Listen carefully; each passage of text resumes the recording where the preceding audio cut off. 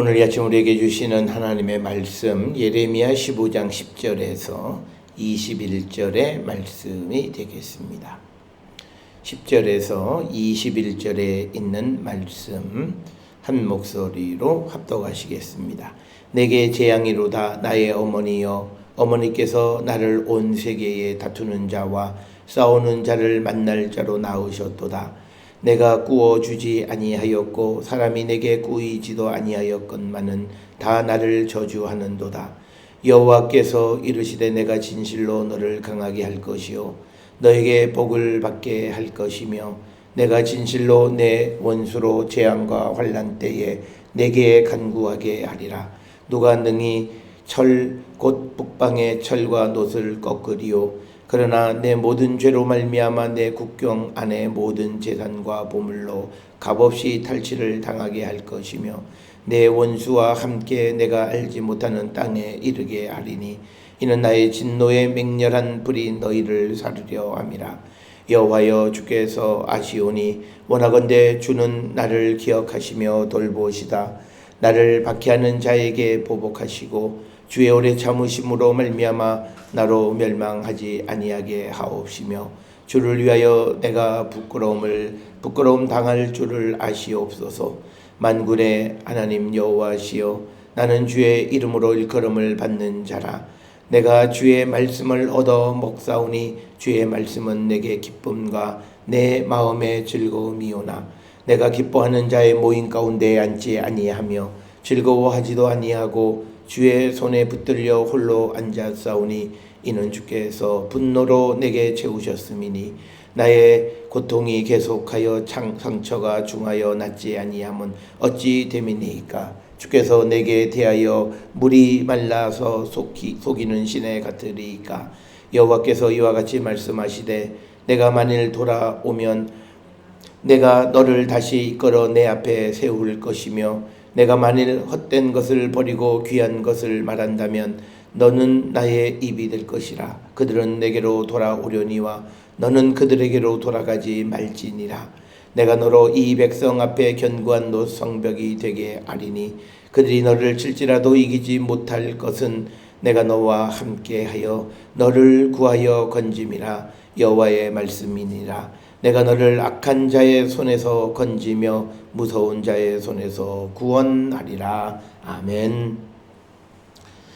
오늘 우리가 함께 읽은 예레미야 15장 10절로부터 21절에 있는 말씀은 그 유명한 예레미야의 기도와 그 기도에 대한 하나님의 응답으로 기록이 되어 있고, 특별히 이 예레미야의 기도는 특별히 하나님 앞에 탄원을 드리는 그런 기도.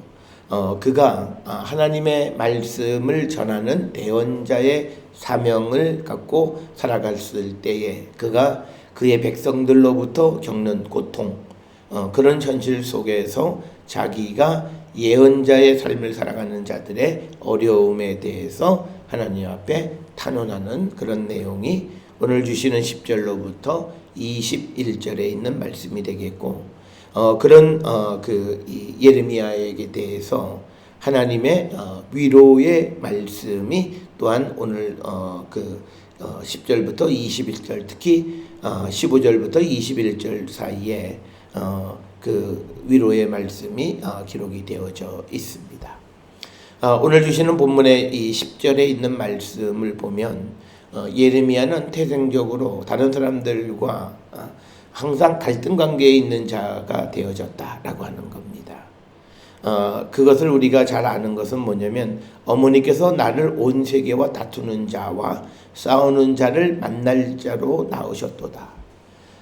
이 말씀의 의미는 이게 육신의 엄마가 나를 낳아서 내가 그런 삶을 살아.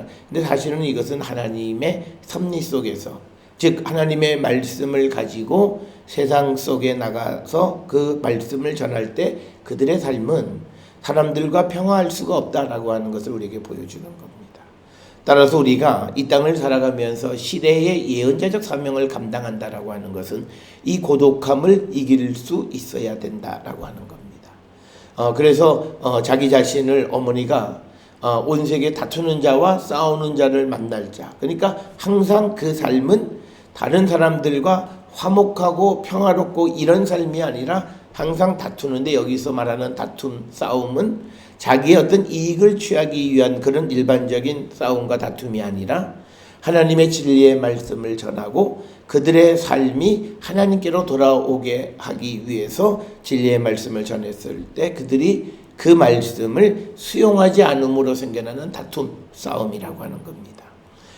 그렇기 때문에 우리가 세상을 살아가면서 말씀 가운데 세상을 살아갈 때 우리는 세상이 우리를 기뻐하지 않는다. 이건 예수께서도 하신 말씀이에요. 그렇기 때문에 우리는 그 말씀, 진리를 가지고 살아가면서 세상 사람들이 나에 대해서 나를 괴롭히고 나를 힘들게 하고 내가 그들과 다투는 것에 대해서 고민하는 것은 말씀에 대한 확신이 없기 때문이다. 이렇게 말씀드릴 수 있습니다. 예언자의 삶은 항상 그 시대를 살아가는 사람들과 다투고 싸우는 사람들을 만나는 그런 삶이다. 그러면서 오늘 10절에서는 내가 꾸어주지도 아니하였고 사람이 내게 꾸이지도 아니하였건만은 다 나를 저주하는도다.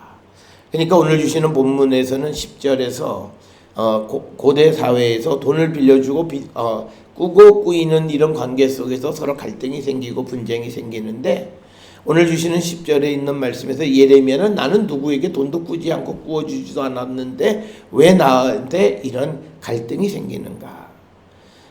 이것은 뭐냐면 하나님의 말씀을 맡은 자들의 삶은 이런 삶이다. 그래서 오늘 주시는 이 본문에서 예레미야를 위로하는 하나님의 말씀은 그 고독함을 이길 줄 알아야 되고, 그리고 우리가 마지막에 19절 끝에 보게 되면 이제 너는 나의 입이 될 것이다 이렇게 말씀하시면서 그들은 내게로 돌아오려니와 너는 그들에게로 돌아가지 말지니라. 그러니까 우리는 자칫 세상이 옳지 않은데 자꾸 그 사람들이 나와 인척관계, 나와 친척, 나와 혈연관계라고 하는 이유 때문에 자꾸 그리로 돌아가려고 하는 것, 그것은 하나님이 원하는 삶이 아니다 라고 하는 것을 우리에게 분명하게 가르쳐 주면서 그들이 너에게로 돌아와야지 어떻게 너가 그들에게 돌아갈 수 있느냐, 그럴 수는 없다라고 하는 것을 분명하게 선을 그어주는 그런 말씀이 되겠습니다. 따라서 오늘 주시는 이 15장 10절로부터 21절에서 예레미야의 탄원의 기도의 핵심은 하나님 말씀을 붙잡고 살아가는 사람의 고독함에 대한 그런 토로, 하나님께 그 고독함을 언급하는 것이다 라고 하는 것. 그래서 우리가 세상 가운데 오늘날 하나님의 말씀 안에 살아가려면 우리는 예레미야와 같은 이런 고독함의 삶을 우리가 살 수밖에 없다라고 하는 것을 우리에게 가르쳐 주면서 10절에서 이렇게 그 자기의 처지를 한마디로 이렇게 말하는 예레미야에게 11절에 여호와께서 내가 진실로 너를 강하게 할 것이고 너에게 복을 받게 할 것이며 내가 진실로 내 원수로 재앙과 환난 때에 내게 간구하게 하리라. 그러니까 뭐냐면 하나님께서 이 예레미야를 더 강하게, 그런 속에서도 말씀을 지켜가는 자가 되게끔 붙들어 주시고 더 강하게 하시고, 그리고 더 복되게 하시고, 그리고 어려울 때 그들이 너한테 와서 도움을 요청하게 만드실 것이다 라고 하는 것을 우리에게 말씀하고 있습니다.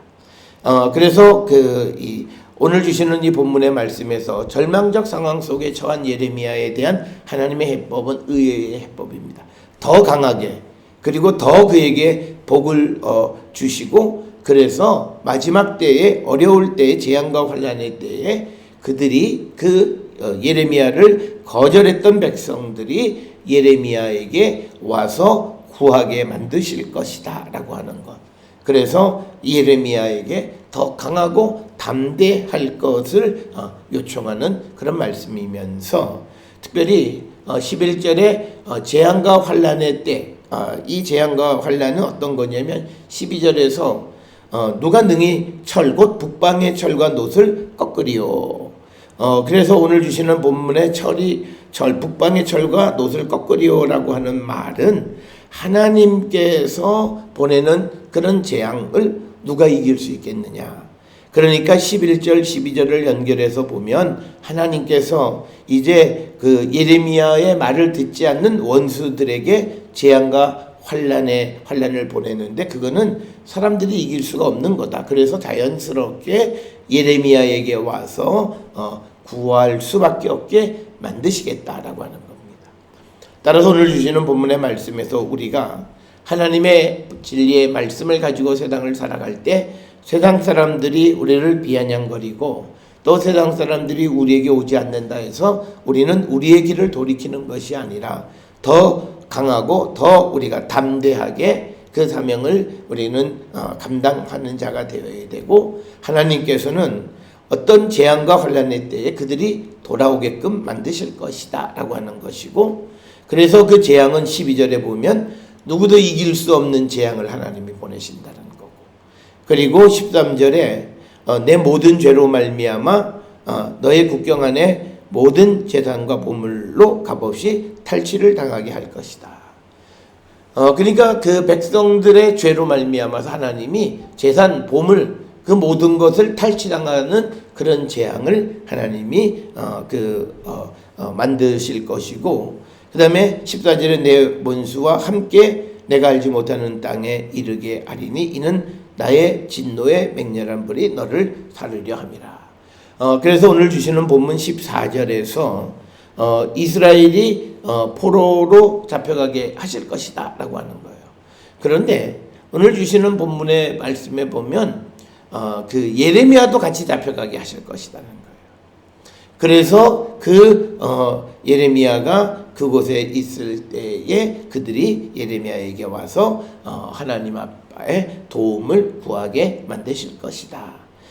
그래서 오늘 주시는 이 10절로부터 14절에 이 예레미야가 자신의 예언자의 삶에 대해서 탄원하는 그런 말씀을 할 때 하나님이 그를 위로하면서 모든 것이 잘 될 거야 이렇게 얘기하는 것이 아니라 더 큰 환난이 올 것이고 너도 그 환난을 당할 터이니 너는 오늘 주시는 11절에 더 강하고 하나님께서 그를 더 복되게 하시고, 그래서 원수가 재앙과 환난의 때에 너에게 와서 간구하게 만드실 것이다 이렇게 대답하는 것을 봅니다.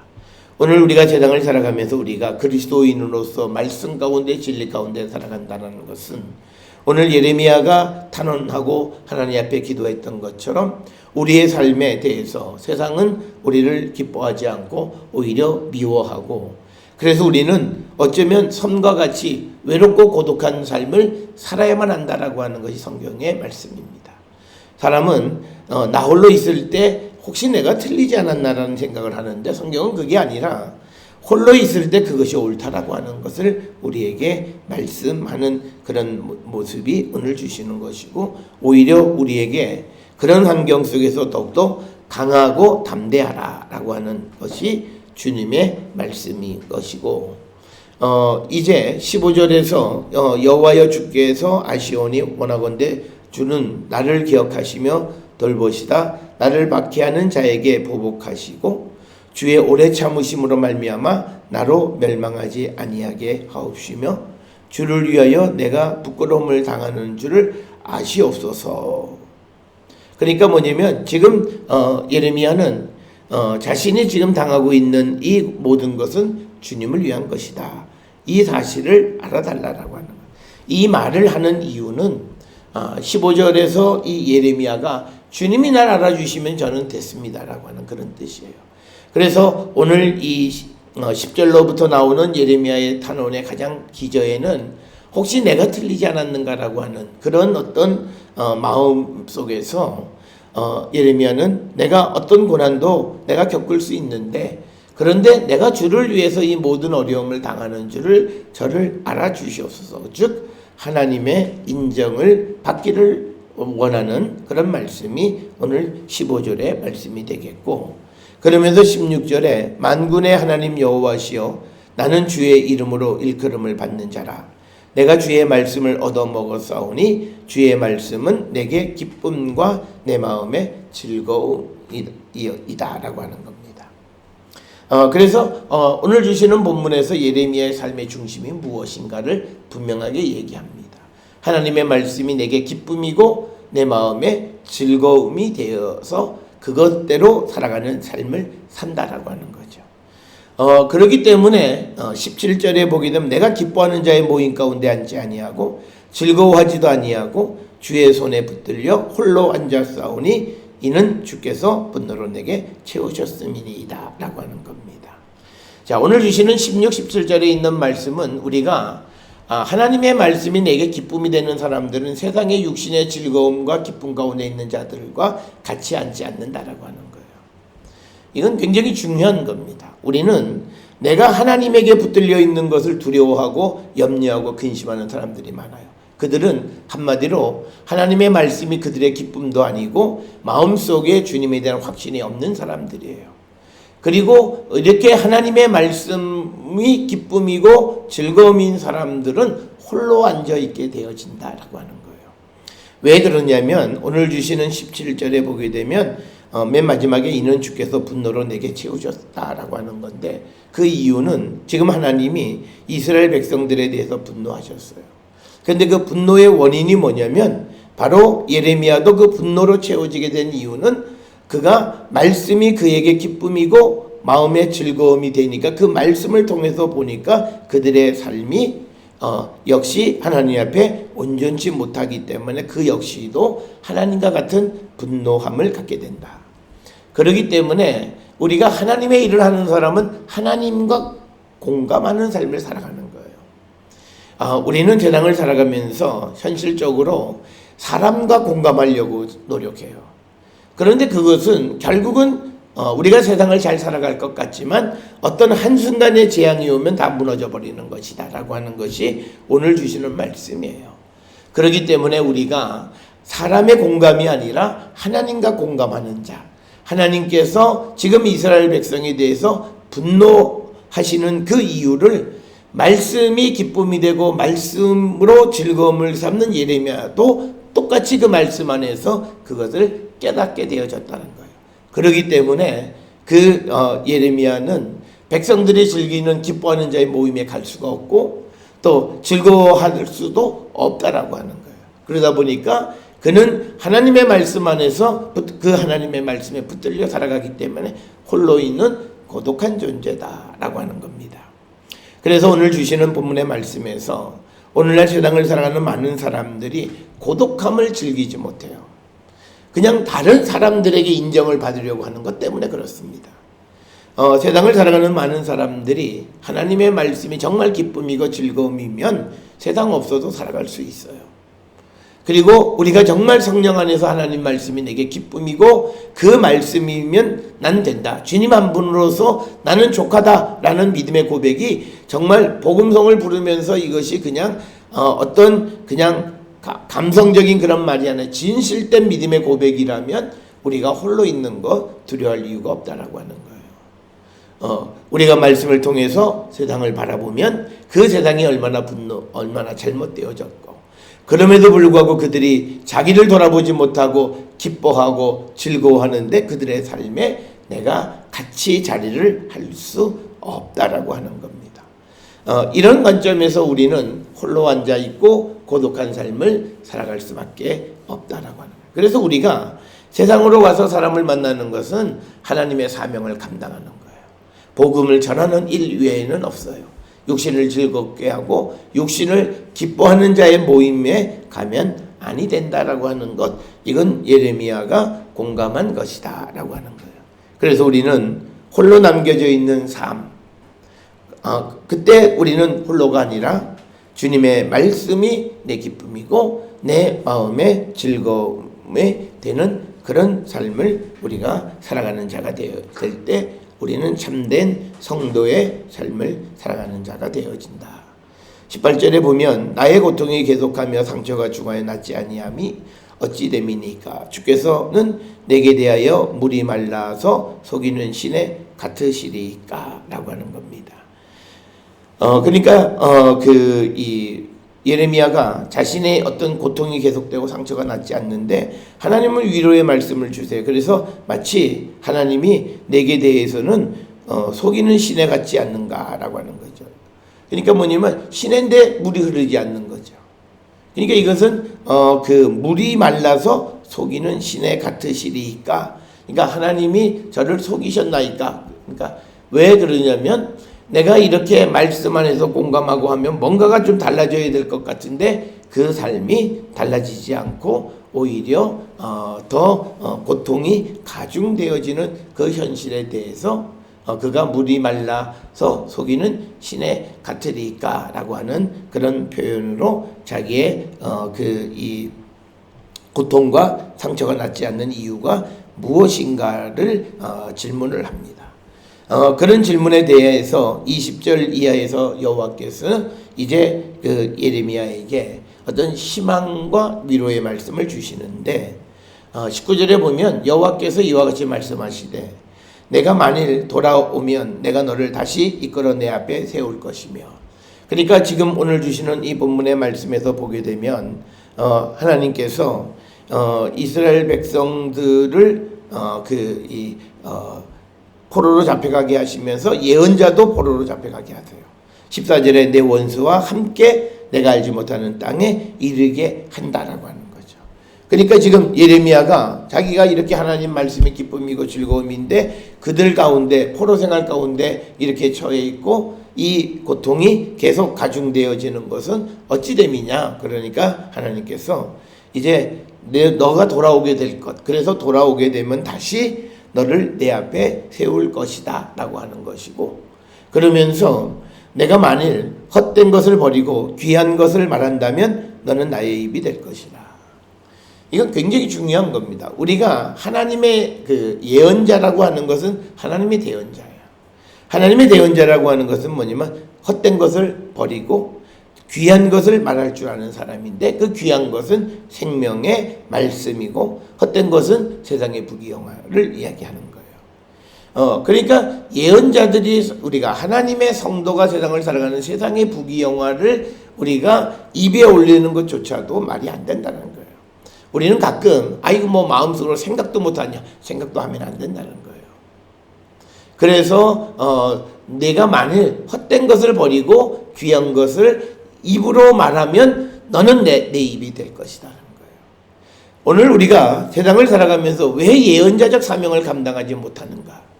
우리가 평소에 우리의 입이 헛된 것을 말하는 입이었기 때문에 그래요. 그렇기 때문에 우리가 성경에서 분명하게 말하는 것은 한 우물에서 단물과 쓴물이 같이 나올 수 없다라고 하는 거예요. 그러면 내 입에서는 항상 귀한 것만을 말하며 살아가는 자가 되어야 되는데 순간순간마다 또 헛된 것들이 흘러나오니까 이것은 하나님의 대언자의 역할을 감당할 수 없다. 그래서 예레미야에게 다시 말씀하시는 것은 너는 나의 입이 되려면 너에게서 헛된 것을 버리고 귀한 것을 말하며 살아가는 자가 되어야 한다라고 하는 겁니다. 그러면서 또 하나는 그들은 내게로 돌아오려니와 너는 그들에게로 돌아가지 말지니라 라고 하는 겁니다. 오늘 주시는 이 본문의 말씀에서 우리가 세상을 살아가면서 우리의 삶의 지침이 되는 거예요. 세상이 그리스도를 모르는 사람들이 그리스도를 아는 사람들에게로 모여야지, 그리스도를 아는 사람들이 그리스도가 없는 사람들에게로 가면 안 된다는 거예요. 우리의 삶의 방향, 우리가 어떻게 세상을 살아가는 디렉션에 대해서 성경은 정확하게 이야기하고 있어요. 오늘 주시는 이 본문에서 그들에 해당하는 사람은 이 예레미야의 혈연들이에요. 동족이고 그 속에는 자기의 친인척들도 들어있어요. 그렇지만 너는 그들에게 가서는 안 된다라고 하는 거예요. 왜냐하면 그들에게로 가면 예레미야의 입에 헛된 것들로 또 채워질 수 있기 때문입니다. 따라서 오늘 주시는 19절에서 우리가 하나님의 사람으로 사도로서 이 땅에서 그리스도의 복음을 전하는 삶을 살아가기 위해서 우리가 어떤 삶을 살아야 하는가라고 하는 것, 거기에 대해서 우리는 우리 안에 헛된 것을 버리고 귀한 생명의 말씀을 우리가 간직하고 그것을 전하고자 할 때 우리가 하나님의 입이 되고 우리는 사도의 역할을 감당할 수 있다.